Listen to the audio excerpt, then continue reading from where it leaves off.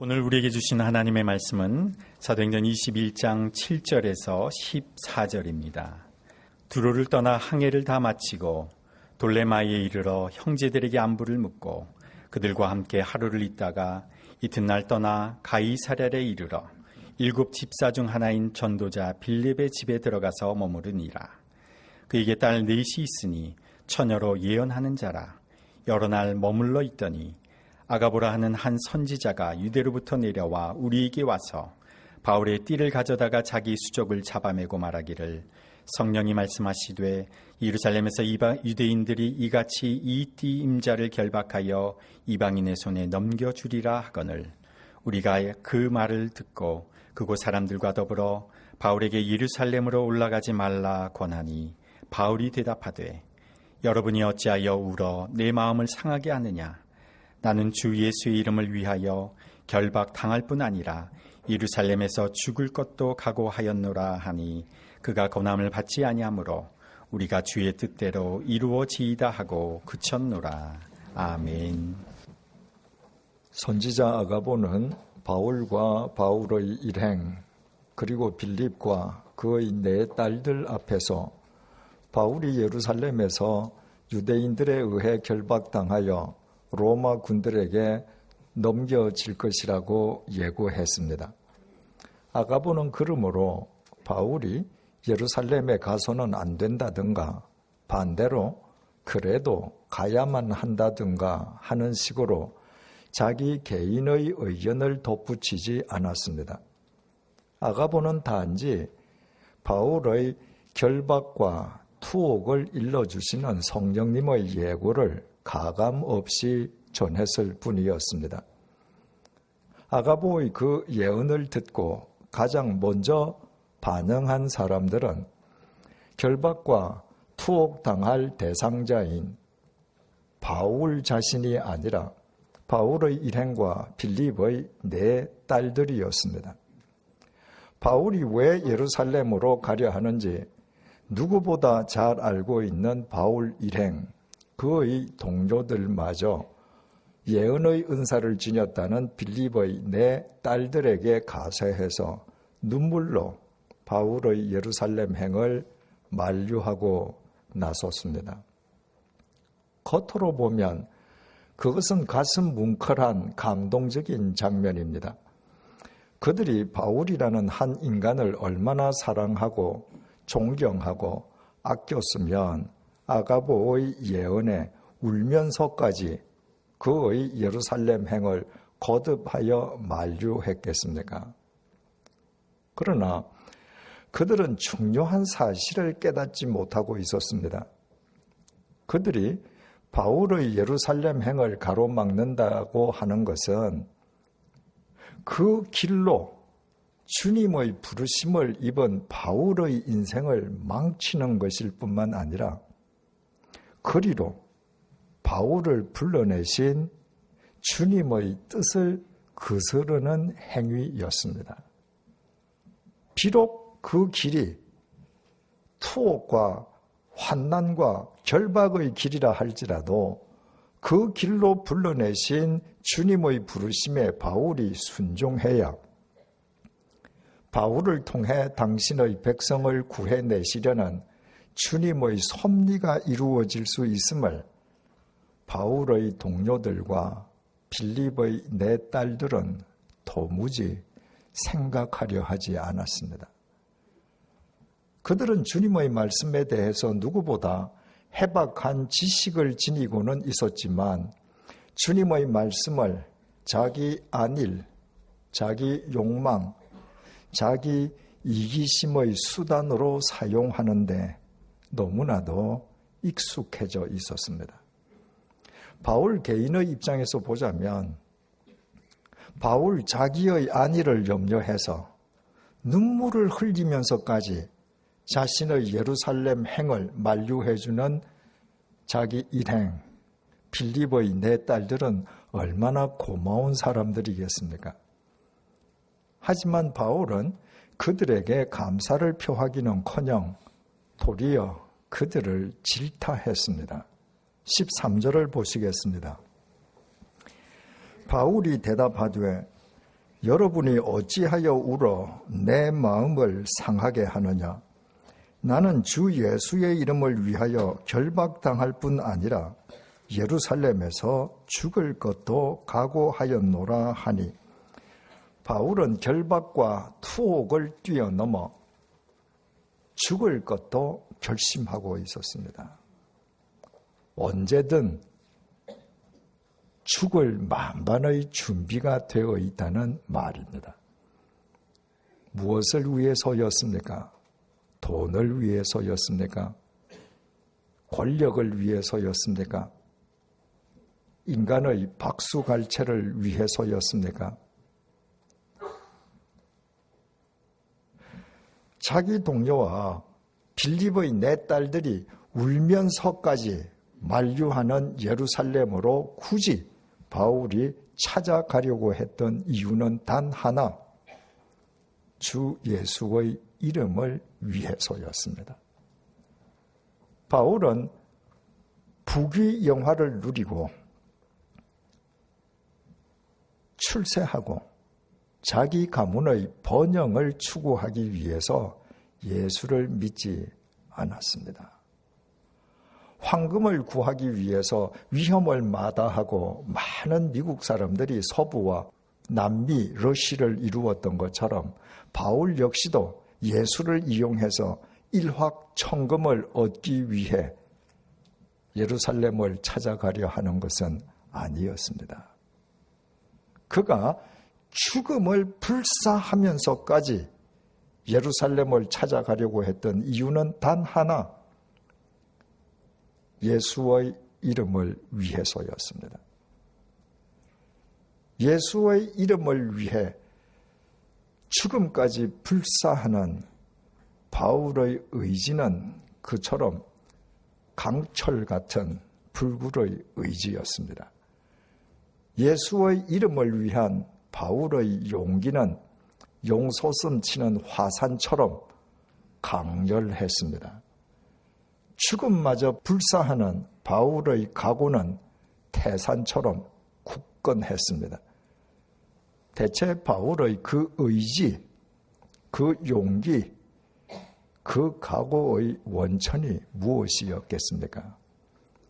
만약 그 원천이 바울 자신이었다면 바울은 우리와는 본질적으로 다른 전설 속의 인물임이 분명하고, 우리 같은 범인이 바울을 흉내낸다는 것은 아예 불가능할 것입니다. 바울이 죽음을 각오하면서까지 예루살렘으로 굳이 가려고 했던 그 의지, 그 용기, 그 각오의 원천이 무엇이었는지는 바울의 증언 속에서 그 해답을 찾아볼 수 있습니다. 바울이 밀레도에서 에베소의 장로들을 불러서 마지막 유언을 남기지 않았습니까? 그 유언 속에서 바울이 이렇게 선포했었습니다. 사도행전 20장 24절입니다. 내가 달려갈 길과 주 예수께 받은 사명, 곧 하나님의 은혜의 복음을 증언하는 일을 마치려 하면은 나의 생명조차 조금도 귀한 것으로 여기지 아니하노라.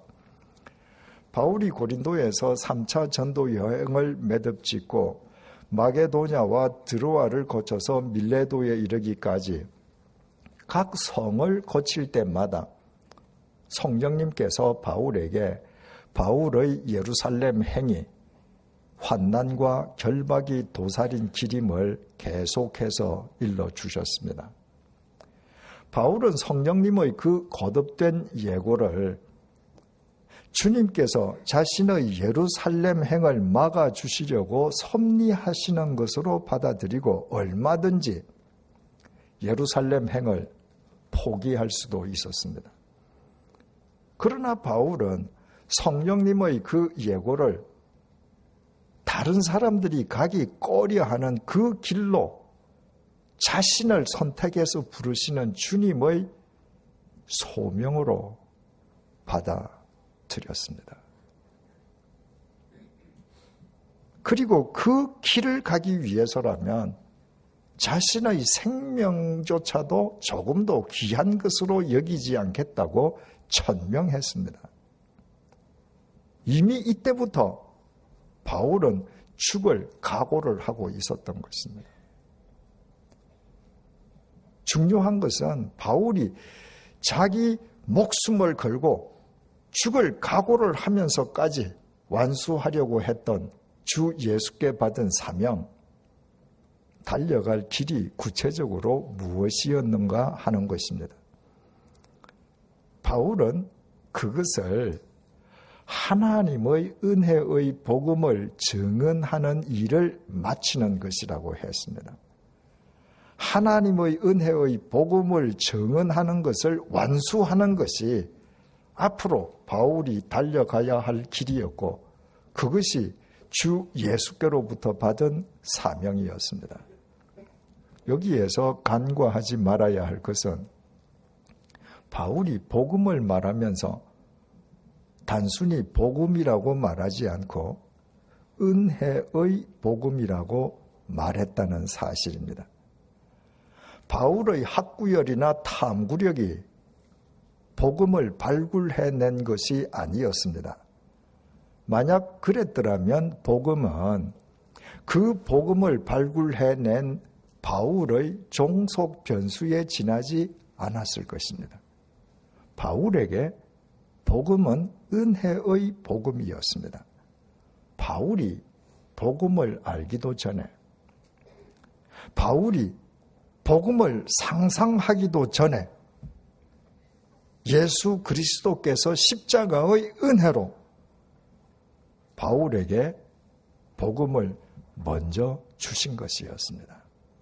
로마서 5장 8절을 통한 바울의 표현을 빌리자면, 바울이 아직 죄인이었을 때 그리스도께서 바울을 위해 돌아가심으로써 하나님께서 바울에 대한 당신의 사랑을 확증해 주신 것이었습니다.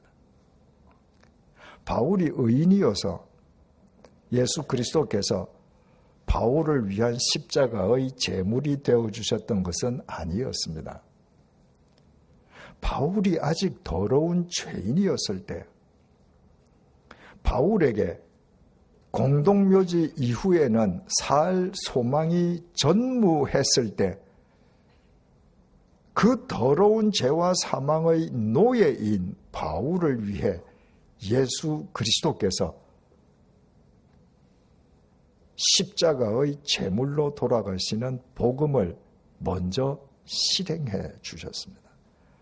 하지만 그 사실을 알지 못해 주님의 교회를 짓밟던 바울을 주님께서 다메섹 도상에서 정확하게 집어내셔서 바울에게 복음을 아는 은혜까지 베풀어 주셨습니다.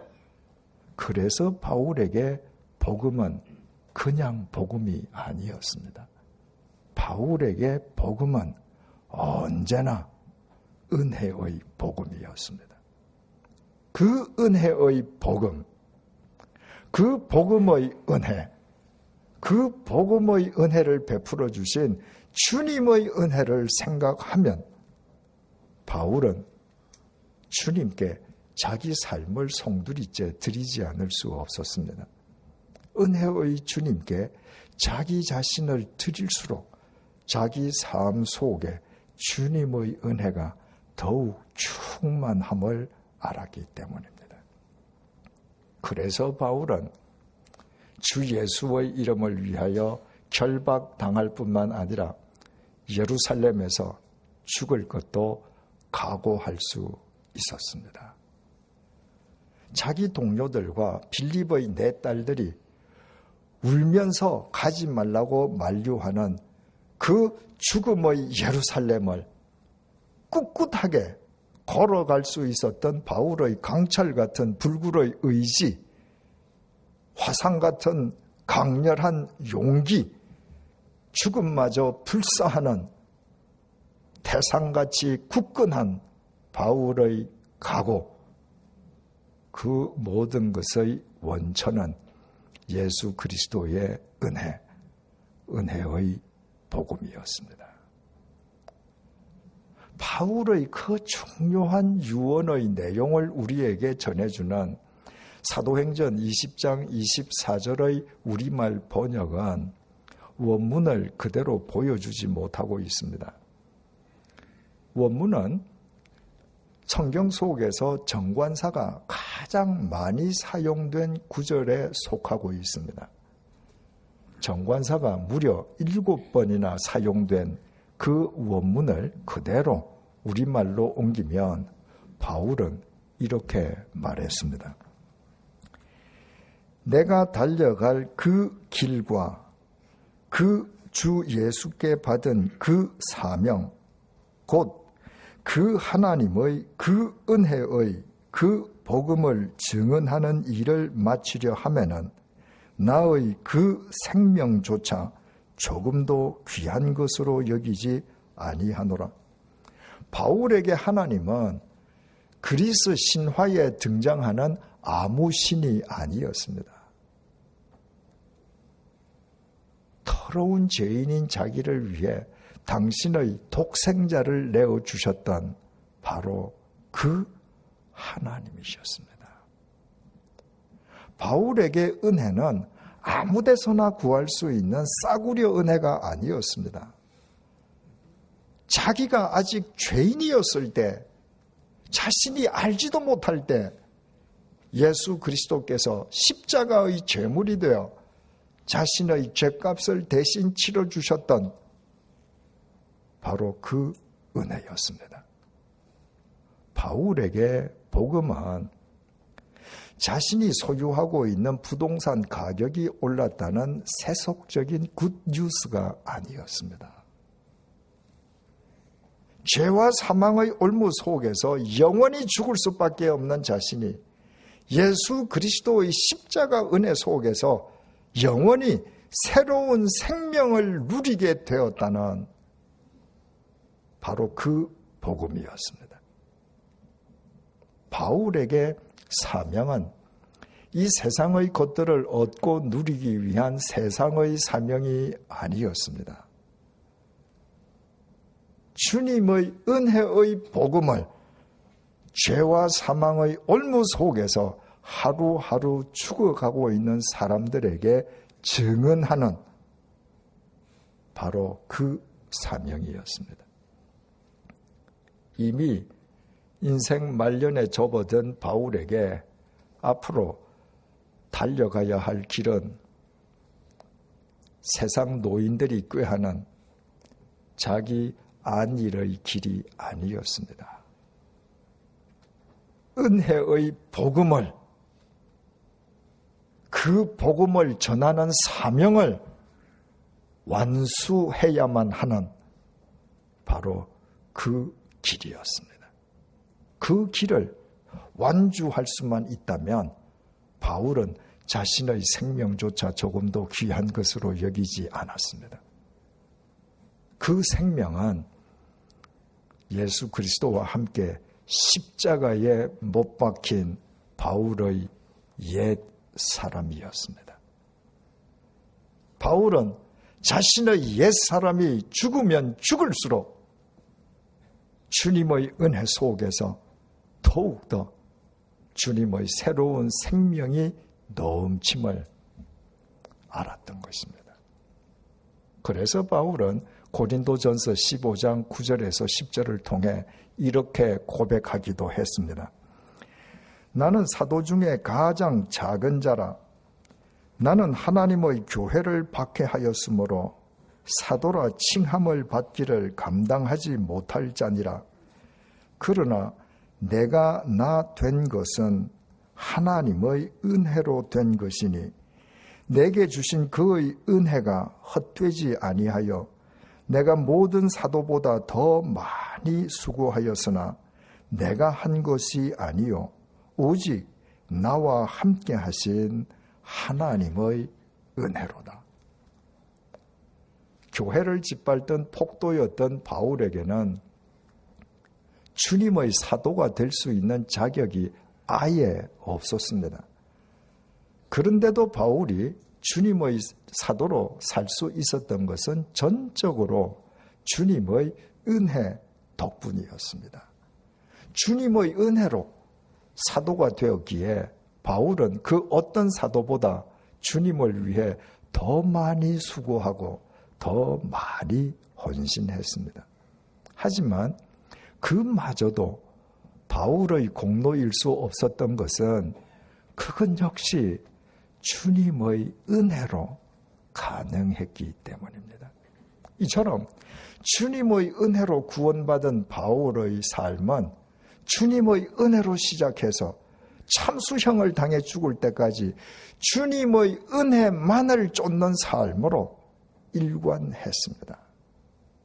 주님의 은혜가 자신을 살려주셨고 주님의 은혜가 자신을 사도로 세워주셨고 자신의 코끝에서 호흡이 멎는 순간 주님의 은혜가 자신을 영원한 하나님의 나라로 인도해 주실 것이기 때문이었습니다.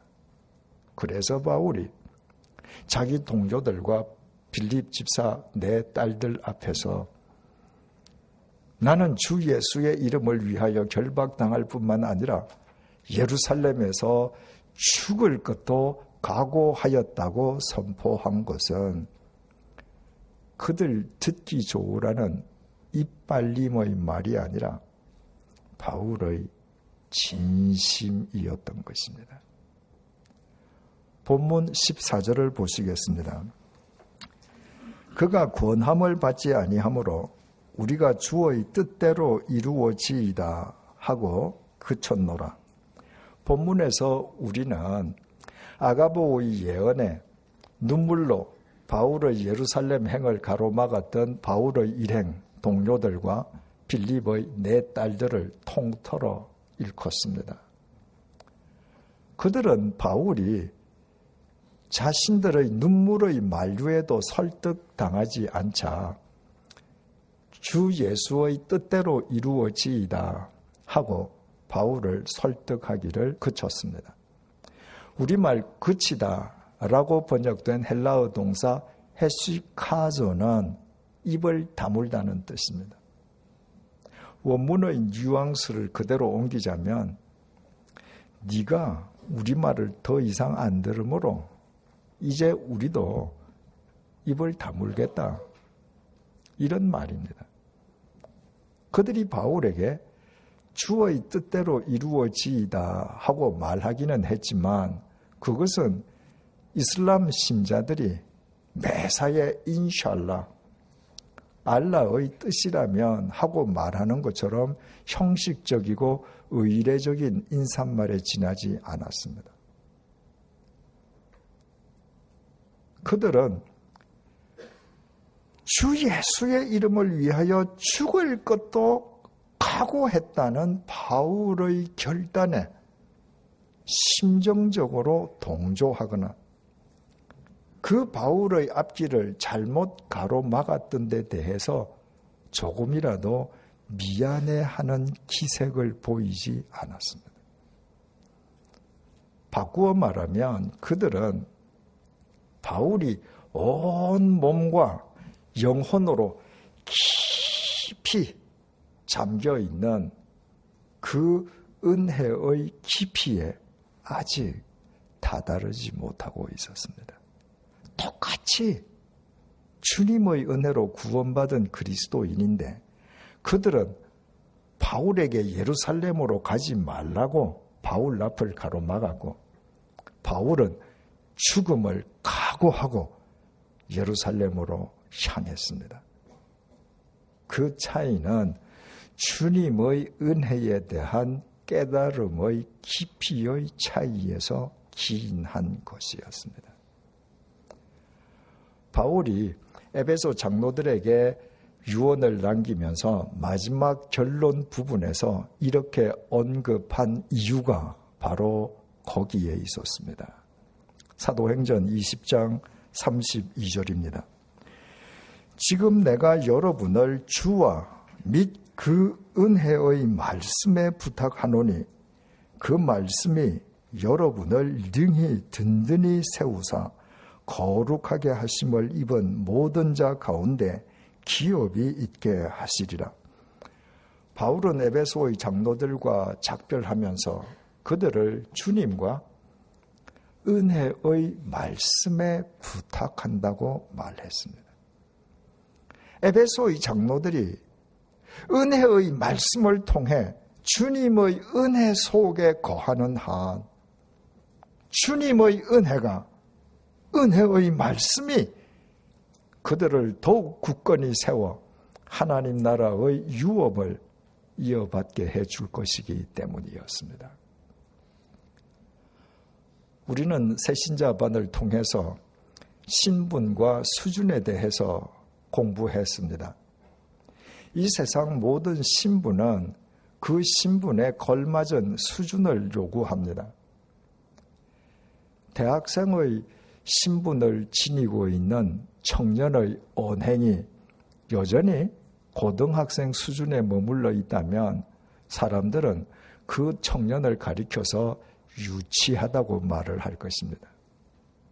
대학생에게는 반드시 대학생의 신분에 걸맞은 수준의 언행이 수반되어야만 합니다. 사흘 전에 프랑스에서 한국계 입양아 출신인 올해 48세의 장 뱅상 플라스의 상원 의원이 프랑스 국가개혁 장관에 임명되었습니다. 같은 날 퇴임한 플레르 펠러랭 문화장관에 이어서 프랑스 역사상 한국 고아 출신으로 두 번째 장관직에 오른 인물이 되었습니다. 보도에 의하면 그는 1968년도 권오복이라는 이름으로 한국에서 태어났습니다. 그가 7살 되던 해인 1975년에 수원의 한 보육원에서 살다가 프랑스 노르망디의 변호사 부부에게 양자로 입양되어 갔습니다. 한국인 고아에서 프랑스 변호사 부부의 양자로 그리고 한국인에서 프랑스인으로 그 아이의 신분이 바뀌었습니다. 그 아이의 의지로 그 아이가 새로운 신분을 얻었습니까? 아니었습니다. 프랑스 변호사 부부가 그 한국인 고아 아이를 자기 양자로 선택함과 동시에 그 아이의 신분이 바뀌었습니다. 그러나 그 아이는 새롭게 주어진 신분에 걸맞은 수준의 삶을 살기 위해서 새로운 언어와 문화를 습득하고 얼굴 모양과 피부색이 판이하게 다른 사람들과 어우러져 살려 눈물겨운 노력을 기울였을 것입니다. 그가 눈물겨운 노력을 먼저 기울였기에 새로운 신분을 얻었습니까? 아니었습니다. 새로운 신분이 먼저 주어졌기에 그 신분에 걸맞은 수준의 삶을 살기 위해 최선을 다해서 노력했습니다. 그리고 마침내 48세의 젊은 나이에 한국 고아 출신이면서도 강대국 프랑스의 장관이 되었습니다. 41년 전 한국 고아의 신분과 비교하자면 엄청난 신분 상승입니다. 이제부터 그는 프랑스 장관의 신분에 걸맞은 언행을 실행하기 위해서 노력할 것이면 두말할 나위가 없습니다. 우리가 구원받은 그리스도인이 되었다고 하는 것은 죽을 수밖에 없는 더러운 죄인에서 하나님의 자녀로 신분이 바뀌어진 것을 의미합니다. 한국인 고아가 프랑스의 장관으로 신분이 바뀐 것과는 비교가 불가능할 정도로 신분이 수직 상승된 것입니다.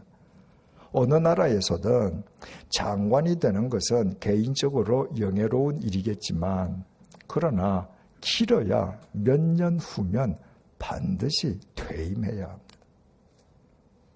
그러나 우리에게 주어진 하나님의 자녀라는 새로운 신분에는 시효나 시한이 없습니다. 영원한 하나님의 나라를 유업으로 이어받은 하나님의 영원한 자녀가 된 우리의 신분은 영원 불변입니다. 우리의 노력으로, 의지로 이 신분이 주어졌습니까? 아닙니다. 십자가의 은혜로 이 은혜가 거저 주어졌습니다. 주님의 은혜로 우리에게 거저 주어진 이 은혜의 신분의 가치를 안다면 우리 역시 바울처럼 이 신분에 걸맞은 수준의 삶을 실천하며 살아가지 않을 수가 없습니다. 오늘은 우리를 위한 주님의 고난을 기리고 우리의 잘못된 삶을 회개하는 사순절 첫 번째 주일입니다. 하나님의 짧지 않은 손은 죄와 사망의 올무 속에서 죽어가는 우리를 그냥 내버려 두시지 않았습니다. 우리가 아직 죄인이었을 때 하나님께서는 당신의 독생자 예수 그리스도로 하여금 우리의 죄값을 대신 치르게 하심으로 우리에게 당신의 자녀가 되는 새로운 신분, 은혜의 신분을 주셨습니다. 우리 모두 이제부터 바울처럼 주님께서 은혜로 주신 이 영원한 신분에 걸맞은 수준의 삶을 살아가십시다. 주 예수의 이름을 위하여 결박당할 뿐만 아니라 죽을 것도 각오하였다는 바울을 본받아서 살아가십시다. 주님 안에서 죽으면 도리어 사합니다. 아니, 죽어야 사합니다. 주님의 은혜로 영원한 새로운 신분을 얻은 우리의 옛사람이 죽어야 주님의 은혜 속에서 새로운 수준의 새 생명을 날마다 누리며 살 수 있습니다. 우리에게 이 영원한 새로운 신분을 주신 하나님의 짧지 않은 손이 우리와 함께하고 계시기에 하나님의 그 은혜를 힘입어 새로운 신분에 걸맞은 수준의 삶을 우리는 얼마든지 살 수 있습니다. 기도하시겠습니다. 오랫동안 주님의 은혜를 잊고 살아왔습니다. 그래서 나의 삶은 물을 떠난 붕어처럼 무기력하기만 했습니다. 오늘 사순절 첫째 주일을 맞이하여 주님의 은혜가 나를 떠난 것이 아니라 내가 여전히 주님의 은혜 속에 있음을 확인시켜 주셔서 감사합니다. 주님의 은혜가 주님의 십자가 보혈을 통해 나를 살리셨습니다. 주님의 은혜가 죽어 마땅한 더러운 죄인인 나의 신분을 하나님의 영원한 자녀로 바꾸어 주셨습니다. 주님의 은혜가 하나님과 나 사이를 가로막고 있던 장벽을 허물어 주셨습니다. 주님의 은혜가 어젯밤에도 그리스도인으로 나의 심장이 뛰게 하여 오늘을 맞게 해 주셨습니다. 주님의 은혜가 이 시간에도 나로 하여금 이 자리에 나와 삼위일체 하나님을 예배하게 해 주셨습니다. 주님, 주님의 은혜가 아니고는 내가 할 수 있는 것이 아무것도 없음을 고백합니다. 주님의 은혜 때문에 주님의 은혜를 힘입어 주님의 은혜로 주님의 은혜를 위해 살아가게 해 주십시오. 주님께서 은혜로 그저 주신 새로운 신분에 걸맞은 수준의 삶을 주님의 은혜로 실천하며 살아가게 해 주십시오. 주님의 은혜 속에서 우리의 옛 사람이 날마다 죽게 해 주셔서 우리의 삶을 통해 주님의 새 생명이 사방으로 퍼져나가게 해 주십시오. 예수님의 이름으로 기도드립니다. 아멘.